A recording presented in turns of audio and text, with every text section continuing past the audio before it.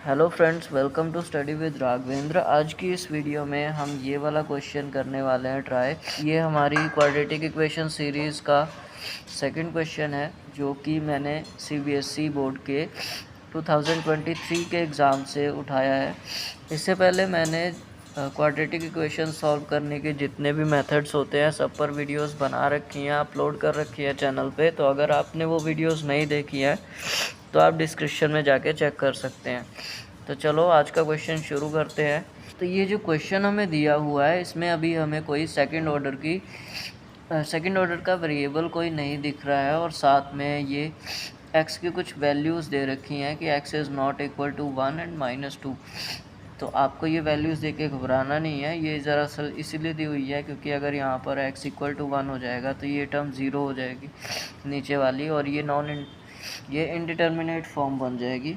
और यहाँ पर अगर -2 हो जाएगा x तो भी ये इनवैलिड टर्म हो जाएगी। तो इसीलिए ये वैल्यूज़ दी हुई हैं, इनका आपसे कोई लेना देना नहीं है। इनको आप बिल्कुल ही भूल जाओ क्वेश्चन करते टाइम। बस इतना याद रखो कि हमें क्या करना है, अभी क्वेश्चन को सबसे पहले सिंप्लीफाई करना है। इसको एक क्वाड्रेटिक इक्वेशन की फॉर्म में लिखना है, जो कि उसमें होता है क्या, x² होता है, फिर x की एक टर्म होती है और उसके बाद एक कांस्टेंट टर्म होती है। तो वैसे इसको पहले सिंप्लीफाई करना है। तो उसके लिए हम क्या करेंगे, यहाँ पे दो फ्रैक्शंस दी हुई हैं, तो इनका हम क्या करते हैं, सबसे पहले एलसीएम ले लेते हैं। एलसीएम लेने के लिए कुछ भी नहीं करना है, नीचे वाली जो डिनोमिनेटर की टर्म्स हैं इन दोनों को मल्टीप्लाई कर देंगे, x - 1 मल्टीप्लाइड बाय x+2। अब यहाँ पर एलसीएम में हमारे पास ये दोनों टर्म्स है, यहाँ पर सिर्फ ये एक टर्म है, इस टर्म में सिर्फ ये डिनोमिनेटर में ये x - 1 है, तो x+2 ऊपर मल्टीप्लाई कर देंगे प्लस x - 2। अब यहाँ पर x+2 है तो x - 1 ऊपर मल्टीप्लाई कर देंगे, विच इज़ इक्वल टू 3। इतना करने के बाद अब हम क्या करेंगे, ये ऊपर जो ब्रैकेट्स हैं इन दोनों को मल्टीप्लाई कर देंगे। दोनों को क्या, हम सभी को सिंप्लीफाई कर लेंगे मल्टीप्लाई करके। कैसे करेंगे, सबसे पहले x को इन दोनों के साथ मल्टीप्लाई करेंगे, फिर 1 को इन दोनों के साथ मल्टीप्लाई करेंगे।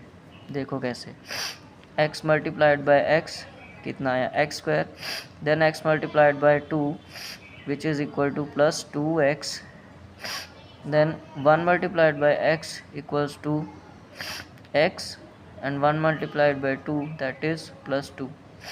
और ऐसे ही हमने सारी ब्रैकेट सॉल्व कर लेनी है। तो हमने सभी ब्रैकेट्स यहाँ पर सॉल्व करके लिख लिए हैं। अब हम क्या करते हैं, यहाँ पर जो भी हमें प्लस माइनस हो रहा है उसको प्लस माइनस करके इक्वेशन को और छोटा कर लेते हैं। पहले टर्म्स देखते हैं, लाइक टर्म्स कौन कौन सी हैं। सबसे पहले x² की देखते हैं। तो x² हमारे पास 2x², एक यहाँ पर है और एक यहाँ पर है। अभी हम नीचे वाले नहीं देखेंगे, सिर्फ न्यूमरेटर के देखेंगे। तो 2x² है और ये भी प्लस में, ये भी प्लस में, तो यहाँ पर क्या, इन दोनों को प्लस करके 2x² आ गया। और उसके बाद प्लस, अब x वाली टर्म्स देख लेते हैं। तो यहाँ पर एक 2x है, फिर ये x है, और उसके बाद -x -2x। तो -2x से -2x कैंसिल हो गया, और ये x से -x कैंसिल हो गया दोनों के, क्योंकि ऑपोजिट साइंस है ये। और हमारे पास फिर कांस्टेंट टर्म्स क्या बच रही है, 2 + 2 दैट इज़ 4। और डिनोमिनेटर में क्या है हमारे पास, x², और ये दोनों लाइक टर्म्स है, 2x - x कितना हो गया, x बचा यहाँ पर प्लस का -2 विच इज़ इक्वल टू 3। तब यहाँ पर अगेन हमारे पास एक फ्रैक्शन आ गई है। अब फ्रैक्शन को हम सॉल्व करने के लिए क्या करेंगे, 2x² + 4, ये न्यूमरेटर ऐसे ही रखेंगे, और ये जो डिनोमिनेटर है यहाँ पर क्रॉस मल्टीप्लाई कर देंगे। ये डिनोमिनेटर इक्वल टू के इधर लेके जाएंगे तो ये मल्टीप्लाई में चला जाएगा, और x² + x - 2 ये आ गया हमारे पास, which is equal to 2x² + 4। अब इस 3 को अंदर मल्टीप्लाई कर देंगे, 3x² + 3 - 3 2 6। अब क्या करेंगे, यहाँ पर बड़ी टर्म कौन सी है, x² वाली, 3x² की बड़ी टर्म है, तो हम इसको नहीं छेड़ेंगे, और ये वाली जो सारी टर्म्स है इनको इधर शिफ्ट कर देते हैं। तो क्या होगा, यहाँ पर 0 आ जाएगा सबसे पहले तो, फिर 3x²। अब 2 को हम इक्वल टू के इधर लेके जाएंगे तो ये नेगेटिव हो जाएगा, 2x² माइनस 2x² प्लस, अब यहाँ पर प्लस 3x है और माइनस 6 है, प्लस 3x ऐसे ही लिख लेते हैं और माइनस 6, और ये कांस्टेंट टर्म इधर आ जाएगी तो नेगेटिव हो जाएगी -4, विच इज़ इक्वल टू, अब हम इसको यहाँ पर भी लिख सकते हैं, कोई प्रॉब्लम नहीं है, सॉरी। तो यहाँ पर 3x² माइनस 2x² कर दिया तो यहाँ पर x² बच रहा है हमारे पास अकेला पॉजिटिव, क्योंकि बड़ी टर्म प्लस की है, प्लस 3x और ये -6 और -4 कितना हो गया, दोनों ऐड हो जाएंगे तो -10। ये हमारे पास सिंप्लीफाइड क्वाड्रेटिक इक्वेशन आ गई है।